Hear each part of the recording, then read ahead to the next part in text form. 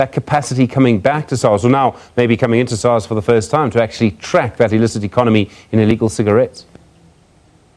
Well, I don't know yet, because I don't know the situation well enough. They probably are picking up a few people right now, and I think that's really what Mark Kingen is going to be doing, is getting those people. I think the real issue for SARS is that's not the kind of people that dominate SARS. You're really talking about forensic audit, criminal investigation. It's a different investigation than the typical tax return investigation, which requires an accountant or a lawyer or an auditor. That's the skill that SARS generally has. They don't have a forensic skill.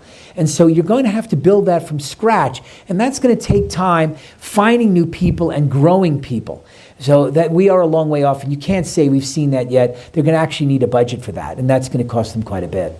I mean, talking of budgets, for most people, the interface for SARS is probably e-filing. For many people, it's going to the office, the mobile tax centers that were announced today. They have free Wi-Fi, which is, you don't get that from most tax offices around the world, I imagine. But for most people, it is about IT. It is about the SARS platform, the app, if you're using a phone or an iPad or a tablet, and then what you actually get on a computer. There was some talk early last year that the SARS IT systems weren't being kept up to speed. They were beginning to get out of date, and in fact, they might even fall out of support periods. That IT backbone must be absolutely crucial to something like the SA Revenue Services.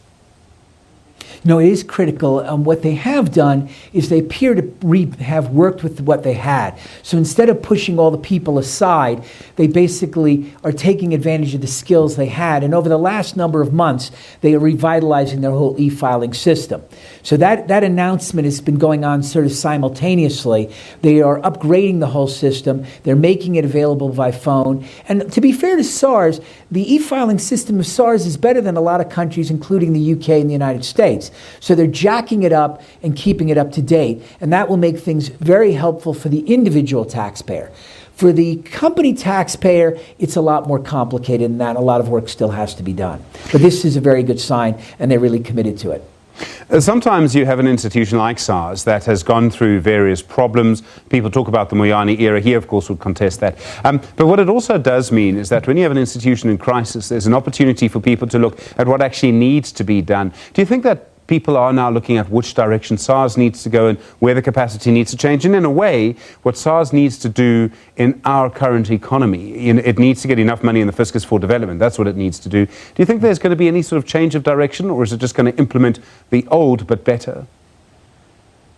Well, I think when you made this new announcement with Mark Kingen leading up that team, they are talking about something new. And the e-filing upgrade is quite new. So, look, I think Kieswetter is an entrepreneurial kind of guy. So I think he'll be excited by new opportunity rather than just redoing the old. That's just not in his personal makeup. So it's really up to him which way they go. So I do think there's some promising signs, but you do have a skills issue. So it's easy to dream it. The question is, can you be it? And that will really be up to SARS. And I do think they have committed some funding for that effect. But the real issue for government, though, is SARS can only raise so much revenue without growth. What you're doing is, if SARS is more effective, you're taking money from the current economy. The real problem for government is that the government is continuing to grow, is beginning to expand, and will continue to expand beyond growth. And the problem is either you get the growth up or you've got to shrink the size of government. And that novelty and that effort, we've seen a little bit with the cabinet reduction with Cyril Ramaphosa. The question is he willing to do something dynamic? And that is the bigger question, and SARS can only do so much by itself. Professor Keith Engel, thank you very much indeed for coming in tonight in our Pretoria studios, the CEO of the South African Institute of Tax Professionals. In other news today, the rapid and uncontrolled spread